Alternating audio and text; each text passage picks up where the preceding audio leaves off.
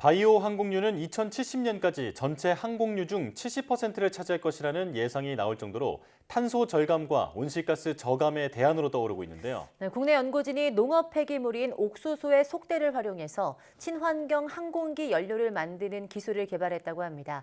오늘 과학의 달인 한국에너지기술연구원 민경선 박사와 이야기 나눠보겠습니다. 어서 오세요. 안녕하세요. 네, 나와주셔서 고맙습니다. 자, 개발하신 옥수수 속대 연료를 생산하는 그 공정에 대해서 이제 본격적으로 얘기하기 전에 일단 네. 바이오 항공유라는 것이 무엇인지부터 설명을 좀 들어야 될 것 같아요. 예. 알기 쉽게 좀 알려주시죠. 예. 바이오 항공유란 보통 지속 가능한 항공유라고도 불립니다. 네. 바이오매스나 식물성 유지 등을 활용해 만드는 대체 항공유로서 원료 공급부터 소비까지 전체 공정에서 탄소 배출량이 기존의 석유 기반 항공유에 비해서 최대 80%까지 감축될 수 있는 친환경 항공유입니다. 2019년 기준으로는 항공 분야에서 배출되는 이산화탄소가 전체 에너지 분야에서 발생하는 이산화탄소의 2.8% 정도를 차지하고 있습니다. 네. 항공유는 특성상 에너지 밀도가 높은 연료를 요구하고 있기 때문에 현재 상황에서는 이 수치를 크게 줄이기가 쉽지 않은 상황입니다. 다시 말씀드리면 현재 대부분의 자동차가 전기차나 수소차 등의 저탄소 자동차로 빠르게 대체되고 있어서 소형 수송 부분에서는 저탄소 기술들이 빠르게 개발, 대체되고 있지만 대형차나 선박, 항공 분야에서는 저탄소 기술 적용이 아직까지는 쉽지가 않습니다. 네. 따라서 장기적으로 볼 때는 수송 분야에서 가장 중요한 탈탄소 분야는 항공 분야가 될 것으로 예상할 수 있습니다. 바이오 에너지는 잘 아시는 것처럼 성장 과정에서 광합성을 통해서 이산화탄소를 흡수하는 바이오매스를 원료로 하기 때문에 최근에 저탄소 에너지로 크게 각광받고 있습니다. 특히 바이오 항공유의 경우에는 현재까지 총 5개 정도의 생산 기술에 대한 연구가 진행되고 있고 이 중에 일부는 인증이 완료되어서 단거리 상업 비행에 성공한 예도 있습니다. 현재 바이오 항공유는 전체 항공연료 소비량의 아주 극소량 0.01%에 불과하지만 2070년에는 그 비중이 35%까지 아주 크게 증가할 것으로 보고 있습니다. 네, 그러니까 탄소 중립에 큰 도움이 되는 바이오 에너지, 그러니까 바이오 항공유의 일환으로 옥수수 속대로 바이오 연료를 생산하는 새로운 공정을 개발하셨다는 것 같은데요. 이게 좀 어떤 기술일까요? 예, 그동안은 바이오 연료를 생물학적으로 생산하는 기술들은 바이오매스의 셀룰로스나 헤미셀룰로스 성분을 쪼개져서 얻어지는 당 성분을 미생물의 먹이로 이용하게 됩니다.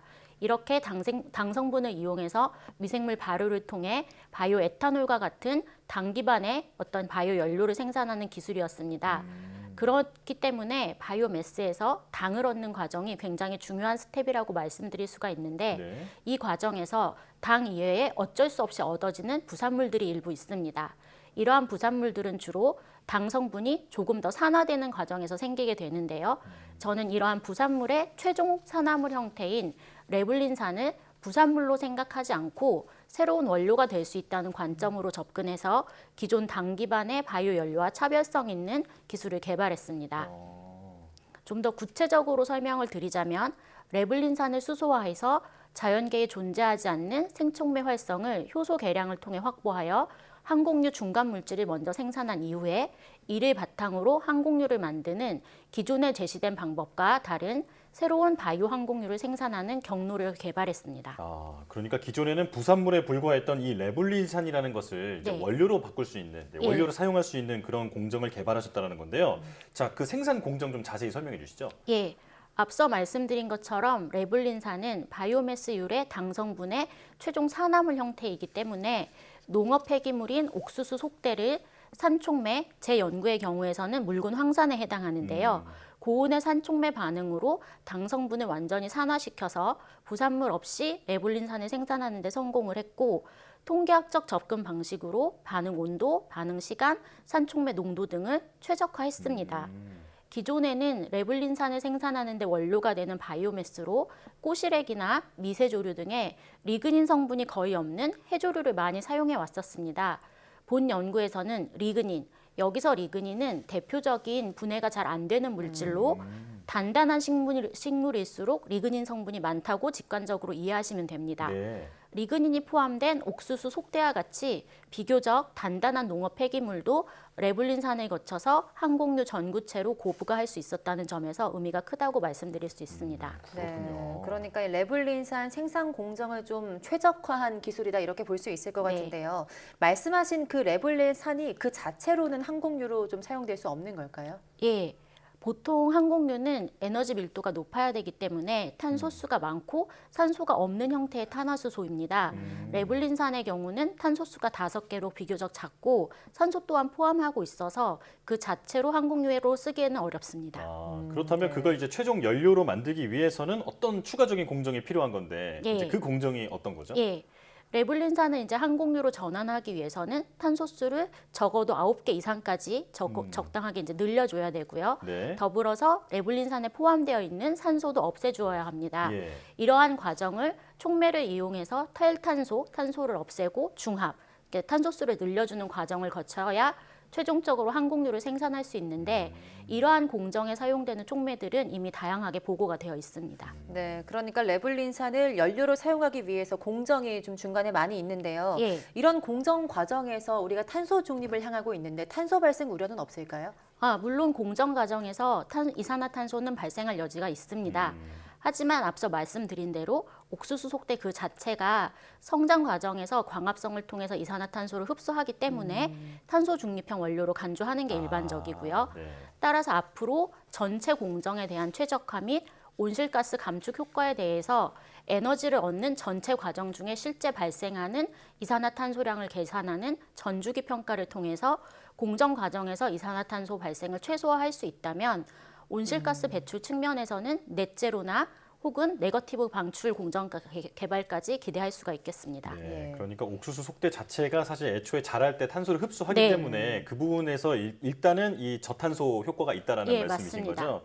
자, 그렇다면 개발하신 이 옥수수 속대 그 연료의 중간 물질들이 이제 바이오 연료 이외에도 활용될 수 있을까요? 예, 물론입니다. 옥수수 속대에서 유래한 레블린산을 수소화하게 되면 4하이드록시발레릭 애시드라는 중간 물질을 만들 수 있습니다. 네. 하지만 자연계에서는 레블린산을 수소화하는 생촉매가 존재하지 않았었는데요. 제가 선행 연구를 통해서 레블린산을 수소화하는 효소를 이미 개발을 했습니다. 네. 이 경우에 생촉매의 특성상 광학 이성질체를 완벽하게 구분해서 만들 수가 있는데 이러한 특성을 생촉매의 광학 선택성이라고 얘기를 합니다. 광학 선택적으로 만들어진 중간 물질인 4하이드록시발레릭 애시드의 경우에는 플라스틱의 물성을 조절하는 단량체로 쓰일 수가 있고요. 또한 이 중간 물질은 다시 약한 산성 조건에서 감마 발레로락톤이라는 또 다른 중간 물질로 전환이 됩니다. 이 감마 발레로락톤의 경우에는 앞서 말씀드린 대로 화학 촉매 반응과 연계해서 대형차 연료나 바이오 항공유로 전환이 가능합니다. 하지만 그동안의 연구에서는 광학 선택적으로 감마 발레로락톤을 생산하는 데 한계가 있었으나 본 연구에서는 생촉매 반응에 기반을 두고 있어서 감마 발레로락톤을 광학 선택성이 99.99% 이상으로 만들 수가 있고 따라서 대형차 연료나 바이오 항공유 이외에 그동안 광학 선택성 문제 때문에 적용이 어려웠던 항암제나 백혈병 치료제 같은 고부가 의약품 시장에도 확장 적용이 가능합니다.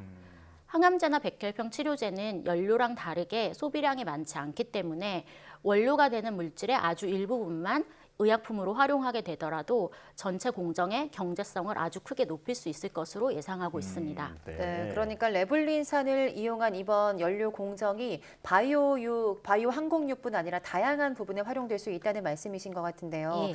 최근 경제 또 환경적인 이슈로 탄소 중립이 꼽히고 있는데 네. 좀 더 고도화된 공정을 통해서 이번 바이오 연료도 제로 탄소를 향한 대체 네. 에너지로 자리 잡길 바라겠습니다. 네. 오늘 말씀 잘 들었습니다. 한국에너지기술연구원 민경선 박사와 함께했습니다. 고맙습니다. 고맙습니다. 감사합니다.